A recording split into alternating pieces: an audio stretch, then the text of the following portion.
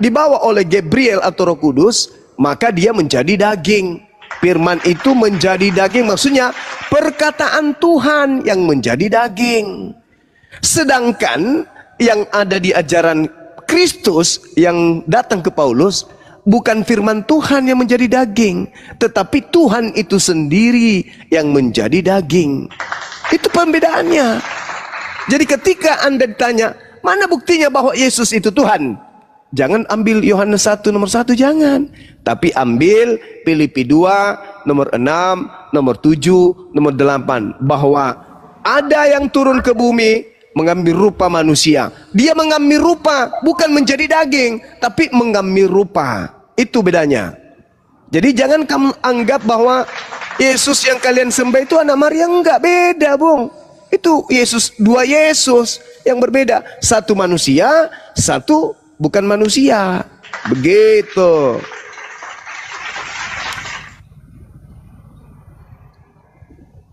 Silakan. Ya, buat saya Paulus adalah rasul ya Bang Zumaya. Karena begini, kalau landasan fondasi saya, kenapa Paulus mengaku bahwa dia rasul yang dipilih langsung oleh Yesus Kristus, bukan oleh manusia. Galatia 1 ayat 1 sampai 3. Karena murid-murid di Kisah Para Rasul pasal 1 ketika mencari pengganti Yudas, mereka berinisiatif dengan melakukan hal mengundi. Ini undian adalah pola yang di daerah sana itu adalah menjadi kebiasaan untuk mengambil sebuah keputusan ketika tidak ada firman Tuhan langsung untuk memilih.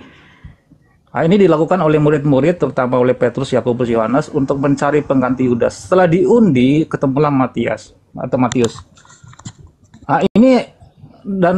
Ini pola yang salah, karena 12 murid dipilih langsung oleh Yesus Kristus, bukan berdasarkan undian.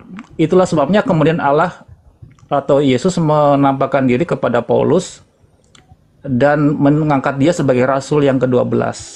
Buat saya itu. Jadi saya bisa mengimani dengan jelas, dengan pasti bahwa rasul ke-12 adalah Paulus. Sehingga tulisan-tulisannya kemudian bisa kami percaya dengan baik. Oke. Paulus itu memang rasul. Dia memang utusan, tapi bukan Rasulullah, tapi Rasul Kristus. Memang saya akui Paulus itu Rasul Kristus, rasul yang diutus oleh makhluk roh yang ngaku-ngaku Kristus. Itu Paulus. Coba Anda lihat ketika Yesus berkata bahwa di dalam Yohanes 1:51, langit terbelah, malaikat naik turun menuju kepada manusia bernama Yesus, anak manusia bernama Yesus.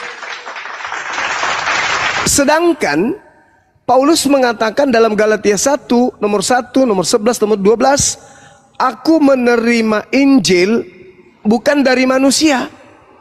Bukan dari manusia aku terima Injil. Sedangkan Yesus itu adalah manusia. Yesus mengatakan manusia, kemanapun dia pergi dia tetap manusia. Bahkan kedatangannya yang kedua kalinya, Matius 24 nomor 27, nomor 29 dan nomor 30, datang kedua kalinya sebagai anak manusia, duduk di atas sebelah kanan Bapa sebagai anak manusia.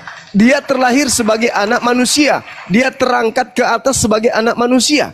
Sedangkan yang datang kepada Paulus bukan anak manusia. Camkan baik-baik. 2 Korintus 11 nomor 4, Paulus mengatakan ada Yesus lain. Di dalam Matius 24 nomor 24, Yesus mengatakan ada Yesus lain. Jadi masing-masing dua tokoh ini mengakui adanya dua Yesus. Sekarang apa bukti bahwa Yesus yang lain ini bukanlah Yesus anak Maria? Satu,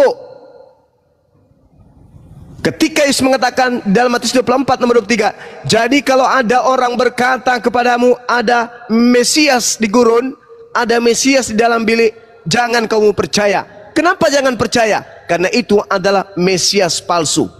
Tuh kata Yesus tuh. Sedangkan Paulus bertemu dengan Mesias di gurun. Paulus bertemu Mesias dalam bilik. Tergenapi. Jangan percaya.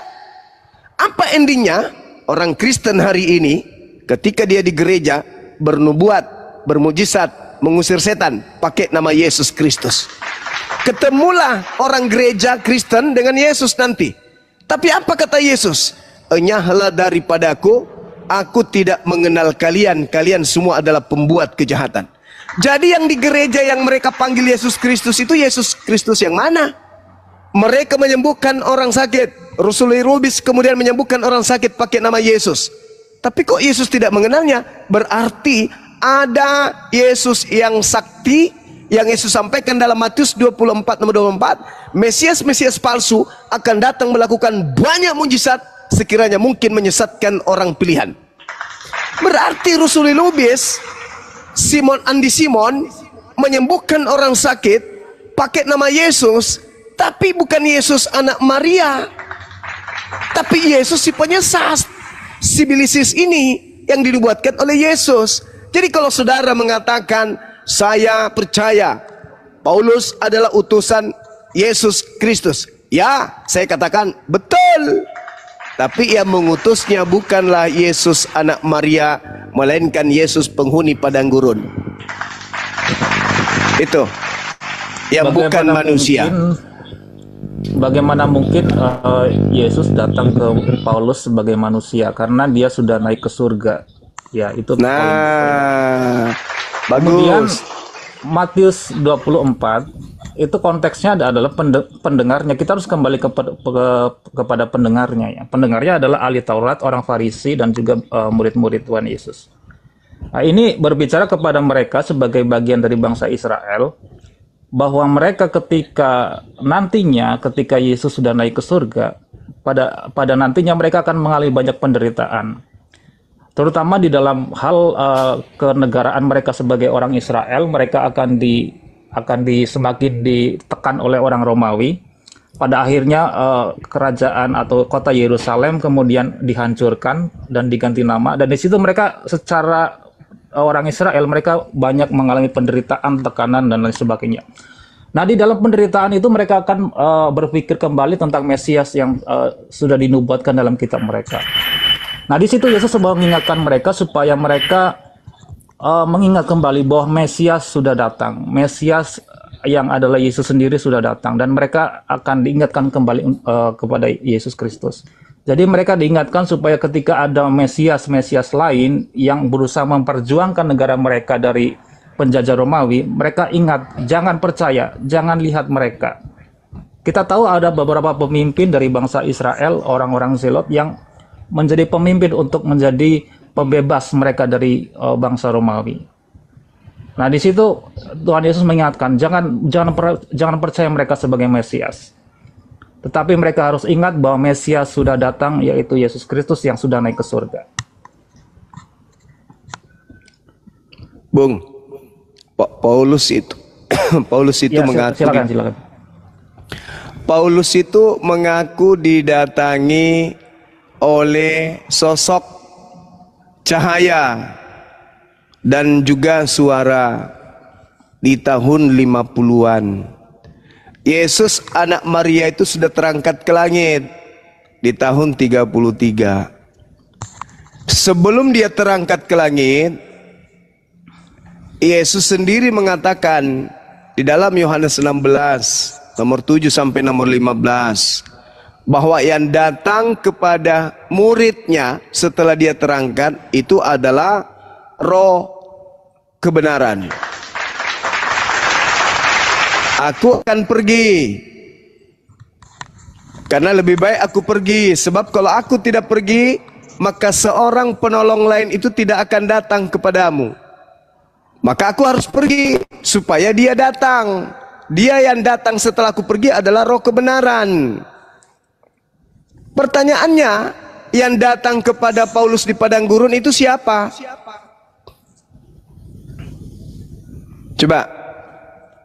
Yesus sendiri. Nah, disitulah ketahuan bahwa itu adalah penyesat. Karena Yesus berkata, setelah aku pergi yang datang adalah roh kebenaran, bukan aku. Aku harus pergi. Kamu benar, aku memang harus pergi. Sebab kalau aku tidak pergi, roh kebenaran itu tidak akan datang. Maka ketika Yesus pergi, yang datang itu roh kebenaran, bukan Yesus. Sedangkan Paulus mengaku yang datang kepadanya Yesus. Sedangkan Yesus datang itu ada dua. Yang pertama Yesus penyesat, yang kedua adalah Yesus yang datang sebagai tanda akhir zaman. Kalau Yesus penyesat yang datang tidak diiringi oleh tanda-tanda akhir zaman. Kalau Yesus yang asli datang, maka tanda-tanda akhir zaman akan menyertainya. Baca nomor 29, nomor 30. Bintang-bintang berjatuhan, matahari menjadi gelap, bulan tak bercahaya. Bintang-bintang berjatuhan, kuasa langit akan berguncang, akan nampak di tengah langit anak manusia, bukan cahaya dan juga bukan hanya suara, tapi juga manusia. Jadi ada dua yang datang Yesus setelah Yesus terangkat. Yang pertama Yesus yang asli, berarti kiamat. Yang kedua Yesus yang palsu, berarti penyesat. Itu yang datang kepada Paulus bukan pembawa tanda kiamat, tapi yang datang kepada Paulus adalah pembawa malapetaka. Jadilah kalian Kristen. Jadi yang Anda ikuti itu bukan Roh Kudus, tetapi Yesus palsu. Sampai sini paham? Ya, begini. Kalau janji tentang roh kebenaran, roh penghibur itu adalah bagi murid-murid. Itu disampaikan jelas di Yohanes pasal 14:6.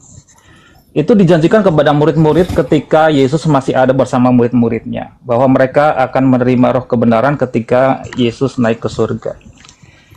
Tetapi Paulus saat itu tidak bersama-sama dengan murid-murid dan juga dengan Yesus. Jadi hal ini, konteks ini tidak berlaku untuk Paulus, karena Paulus tidak bersama-sama dengan murid-murid. Dia masih berada di Tarsus dalam sebagai seorang murid bernama Gamaliel. Nah, kita bisa lihat di sini bahwa Yesus mendatangi Paulus dalam bentuk cahaya di langit untuk memberitahukan bahwa yang dia sedang sesat, dia sedang dera adalah, bahkan dia sedang bunuh adalah orang-orang Kristen, adalah murid-murid atau pengikut-pengikut Kristus pada waktu itu. Dan setelah Paulus didoakan oleh Ananias dan dia disembuhkan dari kebutaannya akibat melihat cahaya yang begitu besar, akhirnya Paulus kemudian barulah di situ dikatakan dia menerima Roh Kudus, menerima roh kebenaran itu. Demikian Bang Juma. Oke. Saya mau tanya dulu sama saudara. Roh Tuhan itu roh kebenaran atau bukan? Roh kebenaran. Ya, roh kebenaran. Kalau berbicara mengenai roh kebenaran, itu nabi atau bukan?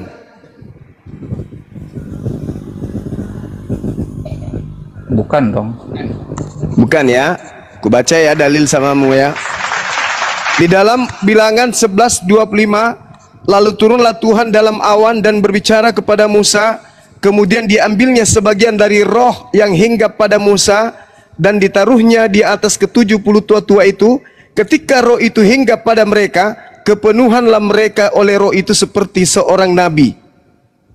Jadi kalau roh Tuhan datang kepada seseorang, maka orang itu akan berlaku seperti nabi.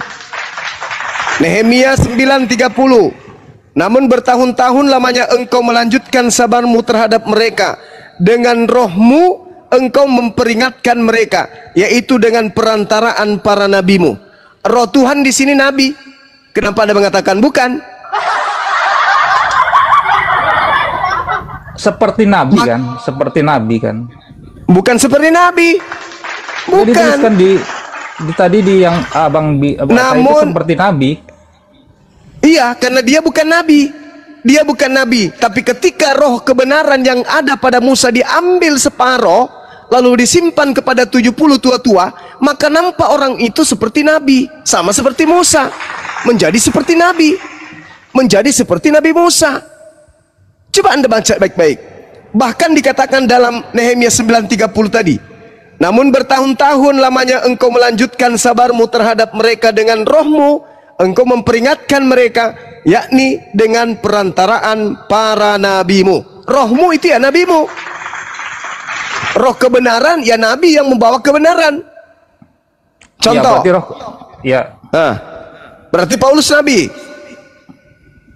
Yang menerima roh kebenaran menjadi intinya menjadi nabi gitu kan. Menjadi nabi. Berarti Paulus nabi. Konteksnya sudah menjadi rasul yang menerima roh kebenaran. Begini, yang menerima roh kebenaran, roh penghibur itu ada beberapa. Ada nabi, ada rasul, ada gembala, ada guru, ada penginjil. Itu yang menerima konteks menerima roh kebenaran. Jadi kalau Paulus sebagai rasul, Abang. Oke. Nah, sekarang kamu baca 1 Yohanes 4 nomor 1. Apa katanya di sana, Bang?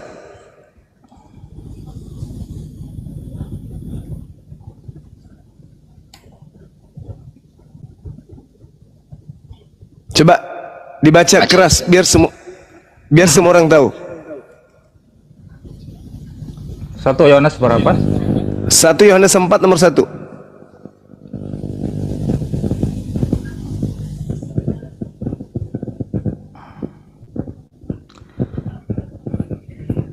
Dan setiap roh yang tidak mengaku bahwa Yesua Hamasiah Kok bisa jadi ke situ?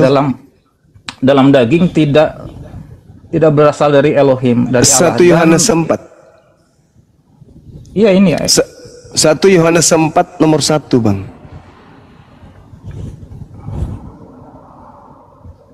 Oh, nomor 1 ya. Iya.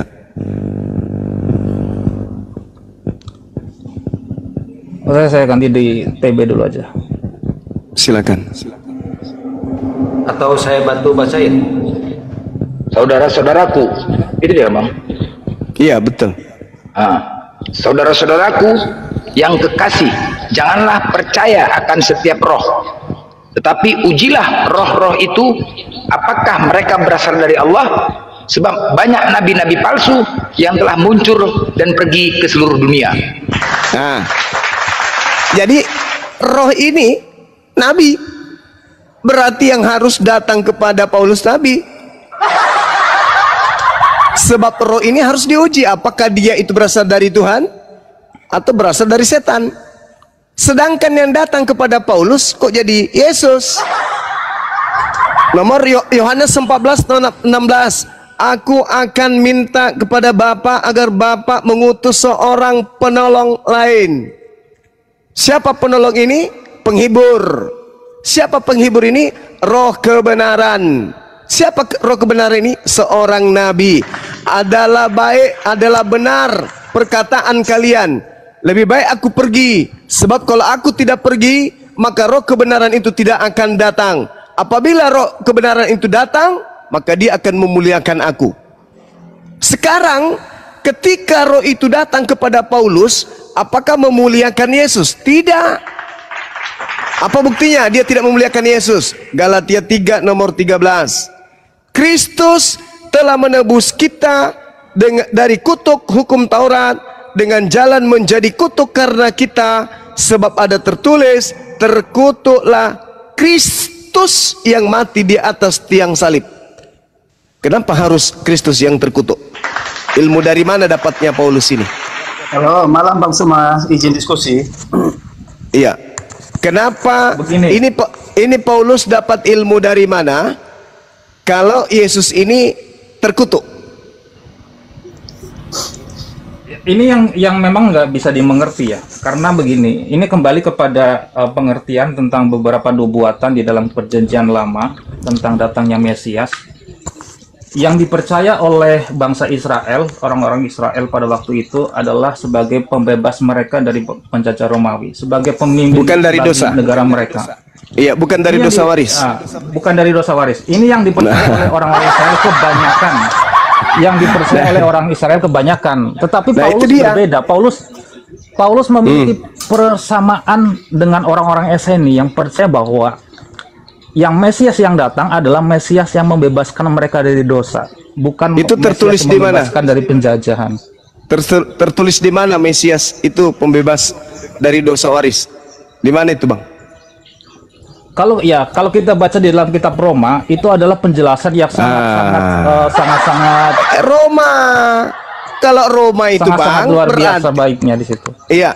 Kalau Roma itu, Bang, berarti itu sudah bisikan Kristus di padang gurun. Ini yang kita minta. Ini pola Kristus yang datang kepada Bani Israel itu, apakah Kristus pembebas dari dosa waris? Kan bukan, Anda sendiri mengatakan bukan.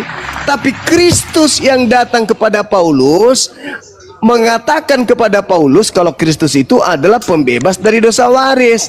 Dua Kristus yang berbeda. Halo, malam Bang Suma, izin diskusi. Malam. Dari tadi Malam, malam malam aja. Gantian. Gantian ya, kita diskusi ya Bang Suma. Saya tambahkan Leminho kenapa dulu, Paulus sabar. kenapa Paulus sangat bisa mengerti bahwa Yesus datang membebaskan dia dari dosa. Ya. Saya tambahkan sedikit, ketika dia menjadi seorang penyiksa, dia seorang pendera, dia seorang bahkan pemimpin dari gerombolan untuk mengejar orang-orang Kristen pada waktu itu dan membunuh mereka. Bayangkan dengan begitu banyak kesalahan yang dia perbuat, tetapi dia tetap diterima sebagai rasul, dia menjadi seorang hamba Tuhan yang dipakai Tuhan secara luar biasa. Disinilah dia mendapatkan sebuah pengertian bahwa benar-benar Yesus adalah orang yang membebaskan manusia dari dosa. Segala sesuatu yang dia lakukan kepada orang-orang Kristen pada waktu itu tidak diperhitungkan di mata Tuhan. Iya. Pertanyaan saya, Bung, Bung. bayangkan sekarang, mungkin kalau sekarang orang melakukan hal itu tentunya sudah diperhadapkan dengan hukum, dengan peradilan. Tetapi Pertanyaan saya, Bung. dia membuktikan bahwa Tuhan tidak memperhitungkan kesalahannya gitu, Bang Suma. Pertanyaan saya kepada saudara. Paulus menerima 13 kitab itu dari Elohim atau dari sosok yang mengaku Kristus? Itu dulu. Sebagian besar dia terima dari Elohim. Di mana Elohim? Ya. Di mana Elohim pernah berfirman kepada Paulus? Tunjukkan dalilnya. Oke, saya berjelas begini. Pertanyaannya mungkin salah. Seharusnya pertanyaannya adalah berasal dari Elohim atau berasal dari roh kebenaran atau berasal dari Kristus palsu, kan begitu. Dia mengaku bahwa yang datang kepadanya adalah Kristus. Pertanyaan saya, adakah Paulus menerima firman dari Elohim atau dia menerima firman dari Kristus? Itu sederhana. Oke, izin diskusi Bang Suma. Sabar. Dijawab dulu Bang. Sabar saudara Maco, waktu kita masih ada 60 tahun ke depan. Sabar. Silakan saudara Emi. Iya, dia dari Emi. Dia terima dari Kristus dong, dari Tuhan. Dari Kristus. Yesus tetapi anak bukan Maria. Kristus palsu. Tunggu, sabar. Yesus anak Maria menerima firman dari mana? Itu kembali mundur ke belakang. Kami percaya bahwa memang harus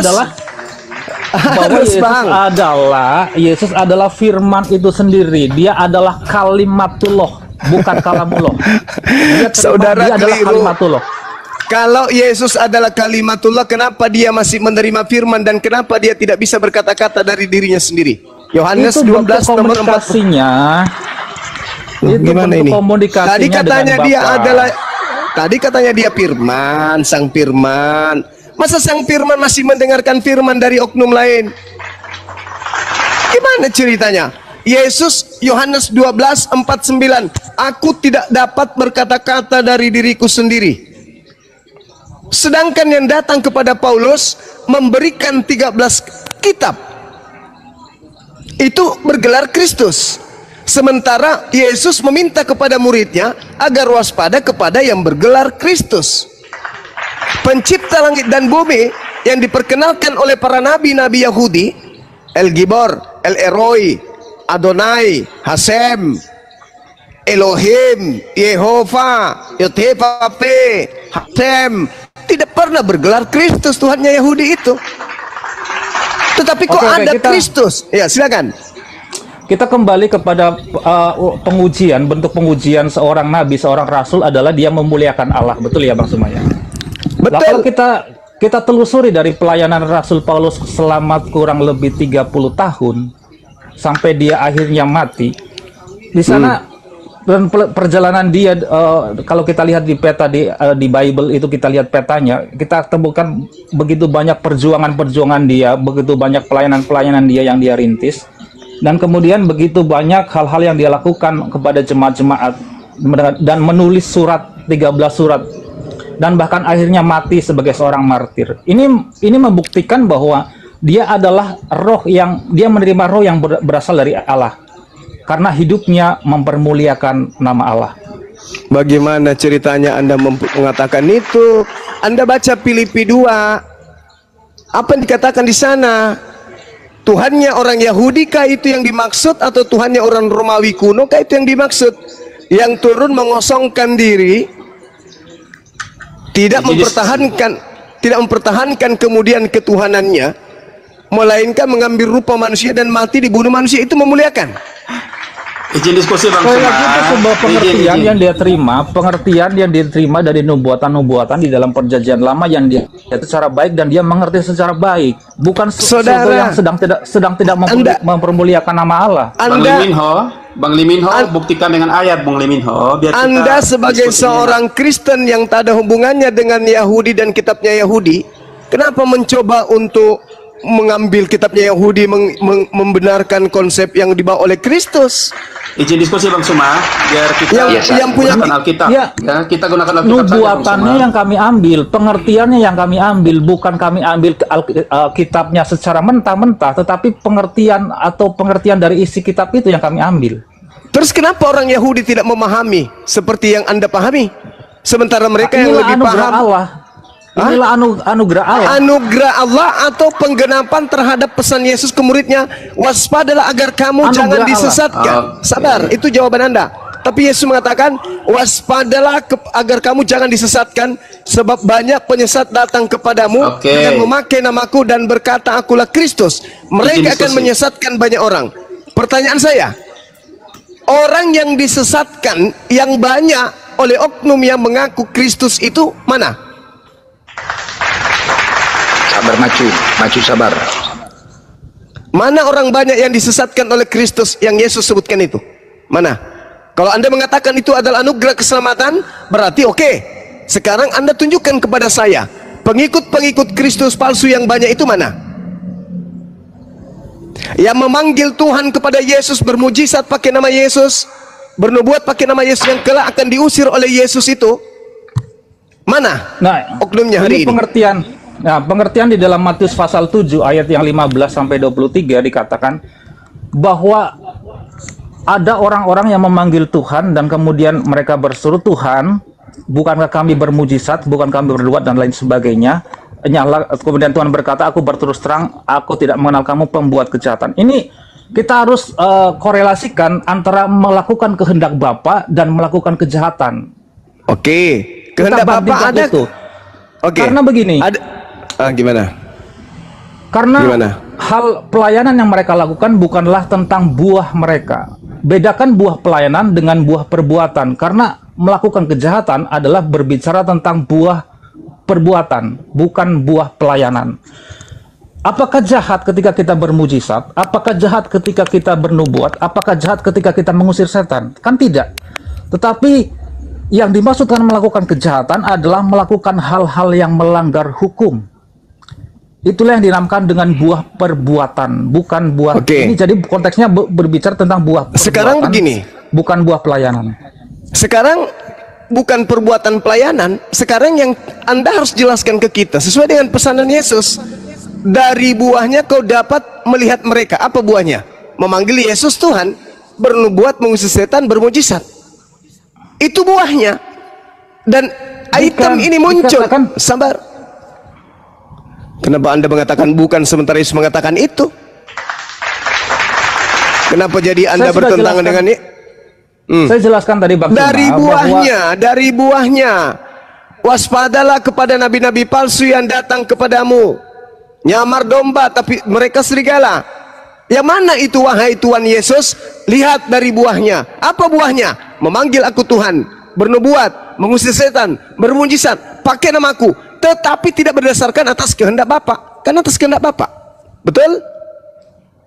Betul? Saya coba bernalar sedikit, saya coba bernalar bahwa apakah jahat ketika kita mengusir setan, apakah jahat ketika kita bernubuat, apakah jahat ketika kita melakukan ya tanya, mujizat jawab itu nanti kepada Yesus. Kepada orang yang membutuhkan. Iya, nanti tanya Makanya, Yesus. Tanya Yesus nanti ketika Anda bertanya, mengatakan seperti itu, kamu bantah Yesus. Yesus, emang jahat kalau saya bernubuat pakai namamu, bermujizat mengusir setan pakai namamu? Memang itu jahat.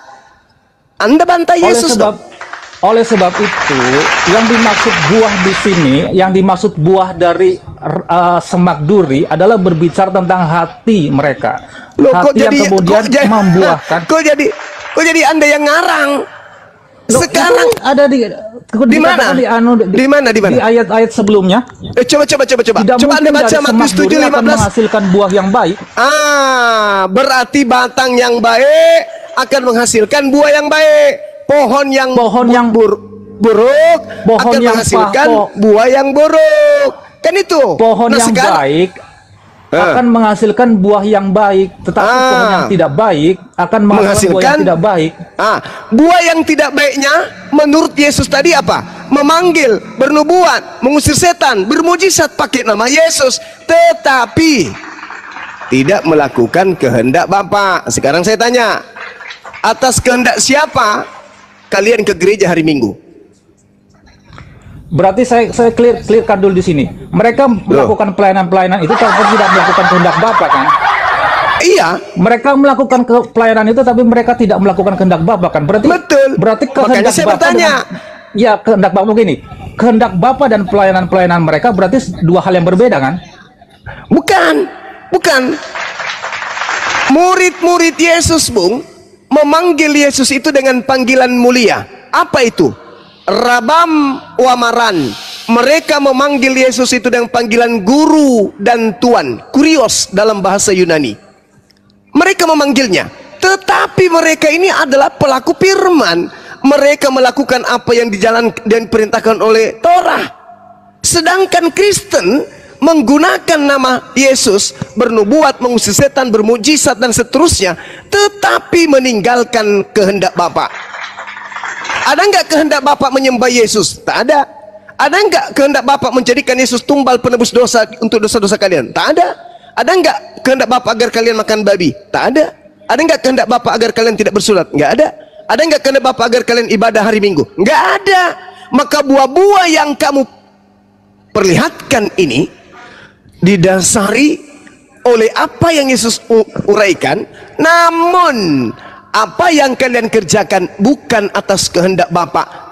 Maka dari itu kalian hanya menggunakan nama Yesus Kristus untuk melakukan hal yang sama dengan murid-muridnya, tapi Yesus Kristus yang kalian panggil itu bukanlah Yesus yang asli.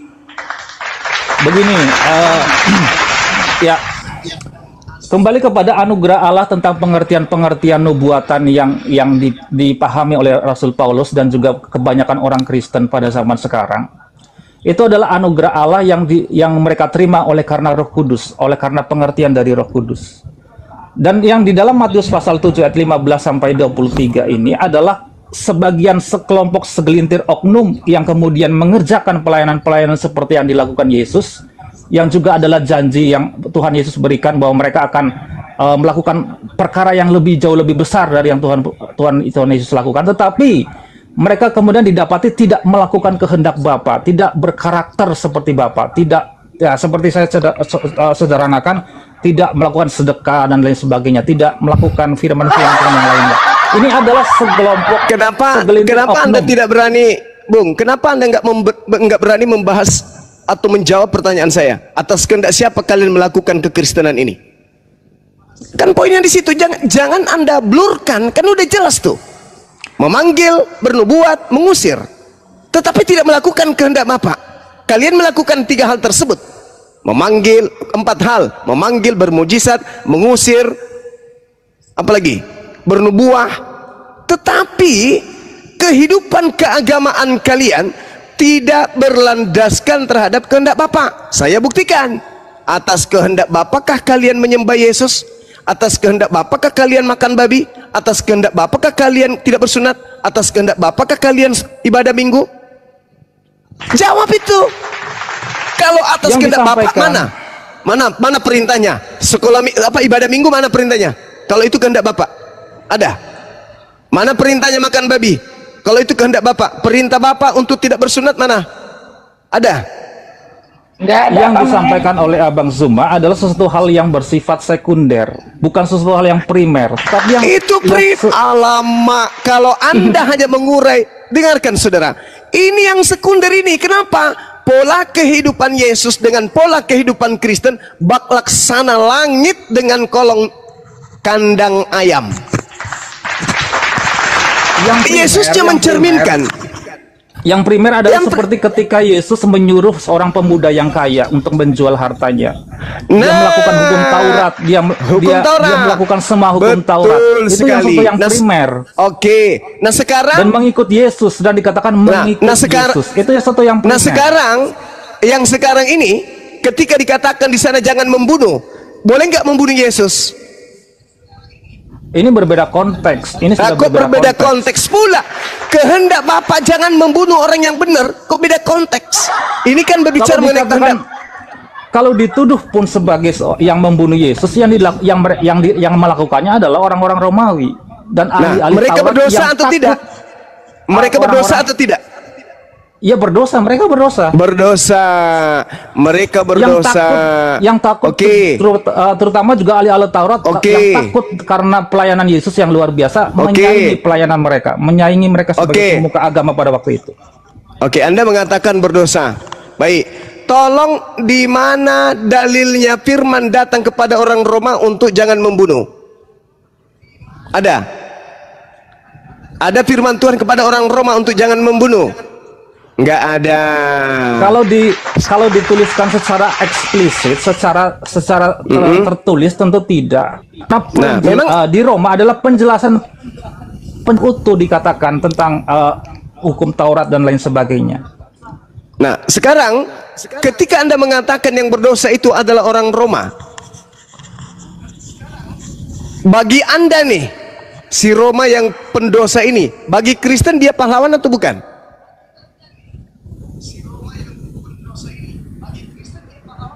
Bagi Kristen, bagi kami tetap mereka adalah orang-orang yang tidak percaya kepada Yesus sebagai utusan. Mereka tidak percaya.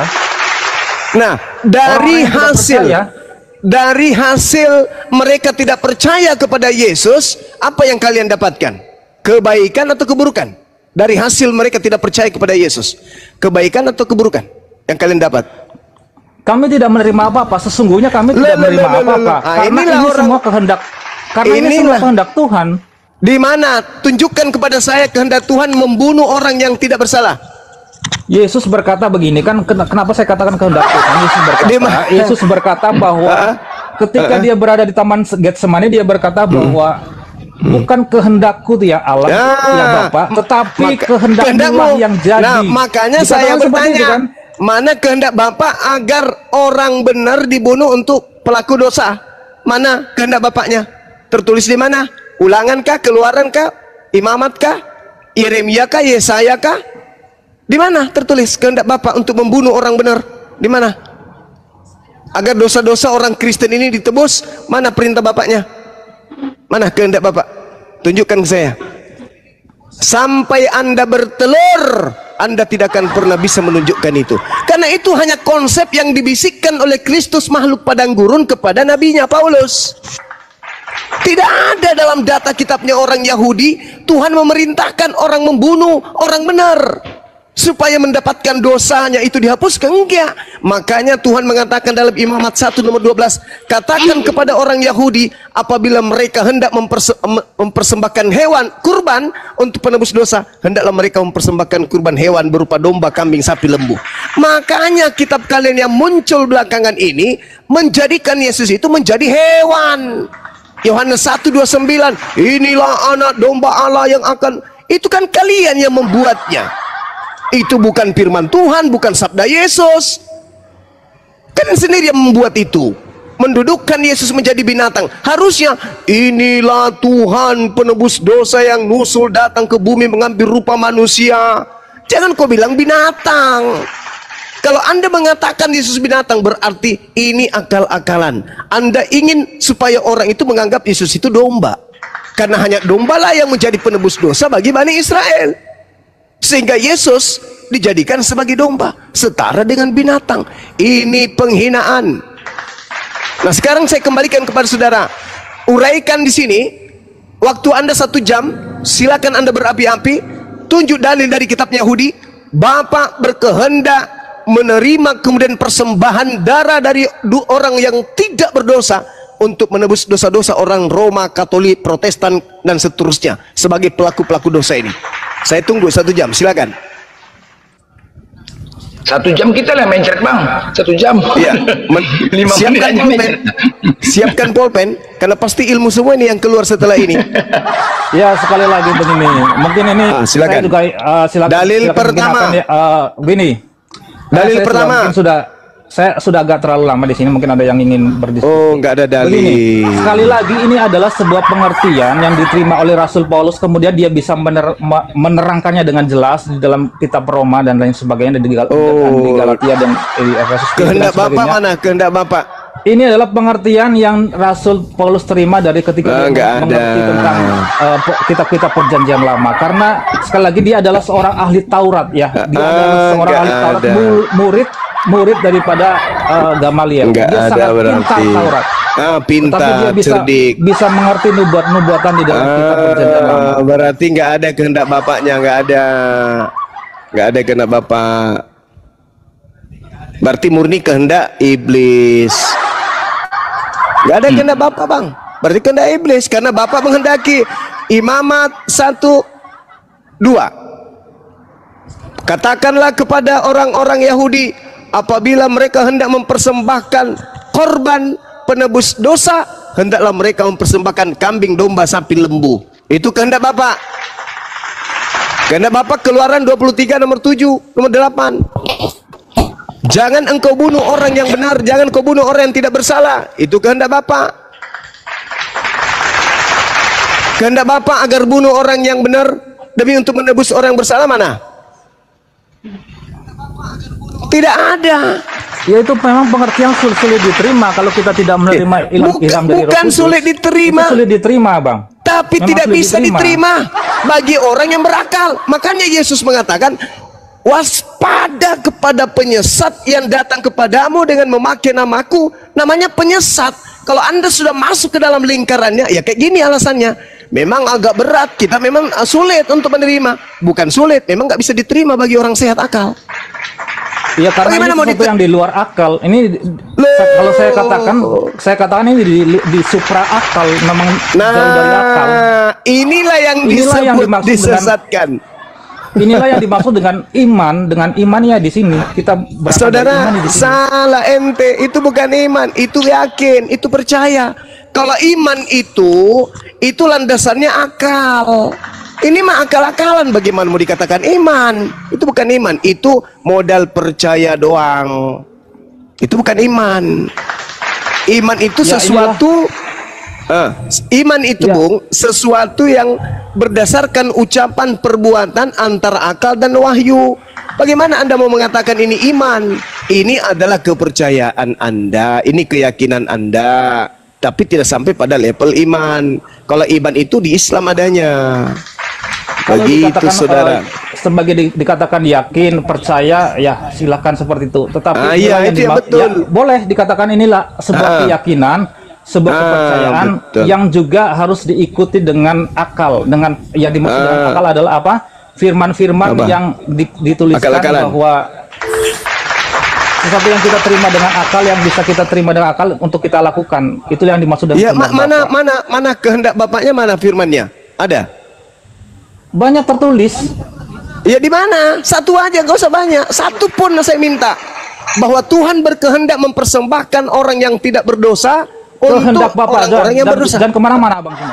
Iya, mana kehendak Bapak? Satu kehendak Bapak yang harus menjadi dasar sebagai seorang pengikut Kristus adalah, saya contohkan 1 Tesalonika 5 ayat 8.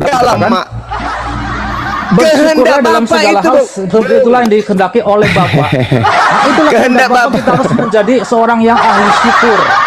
Saudara, kehendak Bapa. ini Itu yang fondasi. saya minta. Ini kehendak Bapak yang saya minta, bukan kehendak Kristus. Loh, Yang kehendak Anda Bapak bacakan itu dituliskan, 1 kehendak Tesalonika, Bapak dikatakan seperti itu, kehendak 1 Bapak. Tesalonika itu bukan kehendak Bapak, itu kehendak Kristus yang datang kepada Paulus di padang gurun Cahayu. Dikatakan kehendak Bapa itulah sebab itulah yang dikehendaki Di mana Bapa. Bapak? Di mana Bapak pernah menyampaikan itu kepada Paulus? Terakhir Bapak berfirman itu kepada Yesus. Dan segala firman yang Bapak berikan kepada Yesus, Yesus persaksikan dalam Yohanes 17:8. Segala firman yang engkau berikan Bapak, telah aku terima dan telah aku sampaikan kepada mereka muridku. Muridku telah menerimanya dengan pasti dan mereka percaya bahwa engkau lah yang telah mengutus aku. Murid-murid Yesus percaya kalau dia utusan Bapak. Yesusnya utusan Bapak. Setelah Yesus menyampaikan segala firman, itu adalah firman terakhir Bapa kepada manusia utusannya bernama Yesus. Bapa Elohim tidak pernah berfirman kepada Paulus, nabinya orang Kristen. Yang Dan berfirman Paulus, kepada Paulus itu adalah Kristus yang roh adalah makhluk kebenaran. padang Paulus gurun. menerima dari firman itu dari Roh Kudus, roh kebenaran. Karena Roh Kudus juga mengilhami firman Tuhan kepada orang yang Itu dipilihnya. penipuan yang sudah sangat luar biasa terbuka di depan publik. Yang datang kepada Paulus bukan roh kebenaran. Siapakah engkau Tuhan? Akulah Yesus yang kau aniaya. Apa pula roh kebenaran Anda katakan? Sudah saya Aku katakan menerima tadi, Injil. ketika Aku menerima Injil bukan Ananias dari manusia, mendoakan, tapi Ananias dari mendoakan, Yesus Kristus. barulah, Anda pula bawa ketika Ananias roh kebenaran. mendoakan, barulah roh Kudus itu penuh kepada Paulus. Ketika Ananias mendoakan. Saudara, Anda mengerti enggak ketika Yesus mengatakan dalam Matius 24 nomor 2, nomor 4, nomor 5, kata mereka itu bukan satu orang loh. Ketika ada Kristus palsu datang, itu mereka banyak. Makanya di data nomor 24-nya dikatakan apa? Sebab Mesias palsu. Banyak Mesias, bukan cuma satu doang. Jadi Mesias palsunya datang ke Ananias, Mesias palsunya datang kepada Paulus, Mesias palsunya datang kepada pengarang buku Wahyu di Pulau Patmos. Itu semua Mesias, bong. Sedangkan Anda membawa kata Ananias ini. Ananias ini siapa pula dia? Murid Yesus? Bukan. Ngaku-ngaku ketemu Yesus. Ananias, ya paman, pergilah engkau di satu jalan. Di sana ada orang bernama Saulus. Temui dia. Aku akan menjadikan dia sebagai alatku untuk memberitakan kebenaran. Kata siapa? Ananias. Emang Ananias ini siapa? Nabi kagak, murid Yesus bukan. Siapa Ananias itu? Siapa dia? Orang yang ada di Damsyik. Siapa itu? Enggak tahu. Bagaimana Anda bisa mengatakan itu sebuah kebenaran?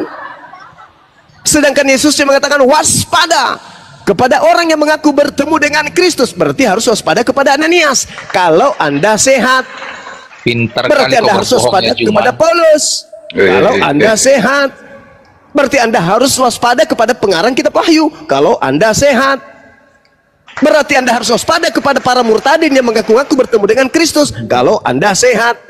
Kalau Anda percaya kepada Yesus, endingnya, hasil akhirnya, tinggalkan Kristen.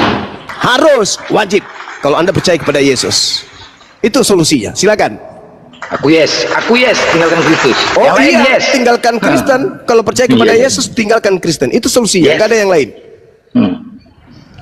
Oke, ada yang lain. Saya closing statement aja dulu Bang Zuma, bahwa Silakan, Rasul Paulus, saudara, saya silakan. percaya bahwa Rasul Paulus dengan segala tulisan-tulisannya yang diilhami oleh Roh Kudus, dia adalah murid ke-12 daripada Yesus. Rasul Saudara, ke-12. Yohanes 6 nomor 70, bukankah aku Yesus yang memilih engkau yang 12 orang ini? Dan satu di antaramu adalah iblis. Terima kasih, Anda sudah mengakui Paulus adalah iblis itu. Karena ketika Yesus mengatakan 11 murid, di situ nggak ada Paulus. Tapi Anda menambahkan Paulus masuk menggenapi yang 12. Terima kasih. Terimalah Ya. keadaannya, Pauluslah iblis Ya, yang dimaksud silakan. oleh Yesus. Yohanes 6 Orang Kristen nomor belum mengerti 70. bahwa yang dimaksud Silakan. adalah Yudas. Ya, silakan. Terima kasih. Oke, kalau yang dimaksud dengan Yudas adalah murid yang adalah iblis, berarti betul. yang kamu sembah adalah iblis, yang adalah Yudas, yang datang kepada Paulus mengaku Yesus Kristus. Udah selesai. Udah selesai. Mau Anda katakan itu Paulus, Anda mengatakan itu Yudas, no problem. Artinya bahwa di antara murid Yesus ada dua nih, Paulus, Yudas, Yudas, Paulus, Paulus, Yudas. Dua-duanya adalah setan.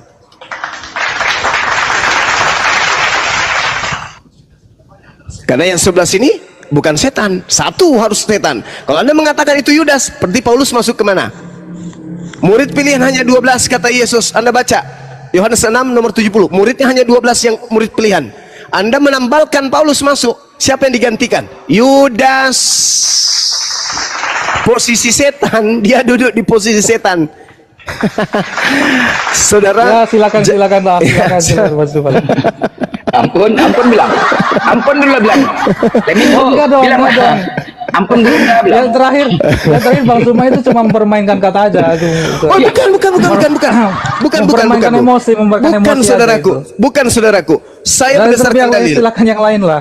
Yohanes 6 nomor 70 itu cuma 12. Ketika Yudas tergantikan, maka yang menggantikan adalah Paulus. Posisi yang digantikan itu kursi. Kursi sebagai apa? Sebagai iblis. Bukankah aku yang memilih? Oh dengar, bukankah aku yang memilih engkau yang 12 dan satu di antaramu adalah iblis? Iblisnya kan Yudas, gimana sih? Nah, ketika iblisnya Yudas, Paulus masuk, dia mau mengganti siapa di situ? Siapa yang dia mau gantikan?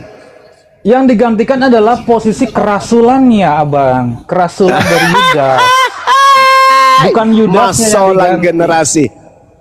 Gak bisa. Anda istirahat dulu. Bisa itu bisa. Sebelum istirahat bilang ampun dulu lah. Sebelum istirahat ampun Gurunda bilang gitu. Gitu dulu. Oke Kalau saudara, ampun, lembutkan nggak hati boleh saudara. ketemu lagi nanti. Iya, silakan datang lagi kembali, kita diskusi lagi. Ampun dulu, ampun bilang. Jangan nggak tidur malam ini ya. Jangan nggak tidur. Jangan nggak tidur.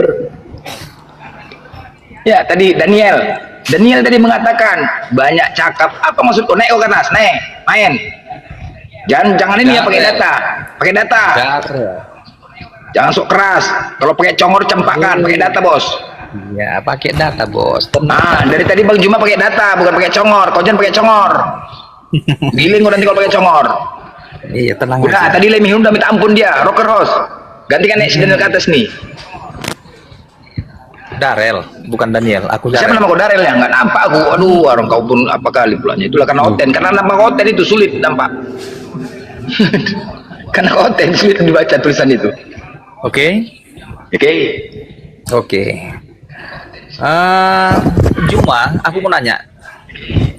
Ini Alkitab ini Juma, apakah kau mempercayai Alkitab ini sebagai referensi untuk berdebat? Saudara, dengarkan saya. Al-Quran itu sumbernya langit, Bible sumbernya bumi. Itu dulu. Sumber bumi artinya wartawan, berita-berita yang dikumpulkan oleh orang-orang yang hidup pada zaman itu. Sedangkan Al-Quran ini adalah kabar dari Sang Yang Maha Mengetahui.